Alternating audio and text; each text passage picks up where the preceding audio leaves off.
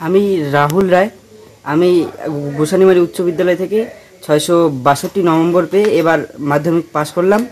তো আমার ভবিষ্যতে বিজ্ঞান বিভাগে পড়ার ইচ্ছা, কিন্তু আমার তো বাবা অনেক দিন আগেই মারা গেছেন, আর আমার মা সামান্য প্রাণীসেবীর কাজ করে।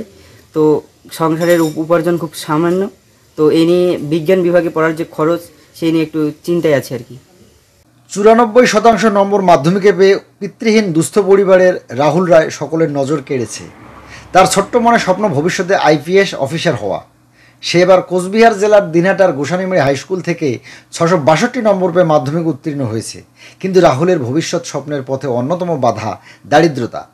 দিনহাটা 1 ব্লকের গোসানিমারি 2 গ্রাম পঞ্চায়েতের প্রত্যন্ত গ্রাম পূর্ব বিনানয়ের পিতৃহীন রাহুলের মা একজন সামান্য প্রাণীসেবীর কাজ করেন। আর সেখানে রাহুলের দুশ্চিন্তা রাহুলের মা রীতা রায় সরকারেরও। রীতা রায় সরকার জানান, ছেলের উজ্জ্বল ভবিষ্যৎ গড়ার ব্যয়বহুল দীর্ঘ পথ কিভাবে তিনি পাড়ি দিবেন তা তিনি ভেবে কুল পাচ্ছেন না।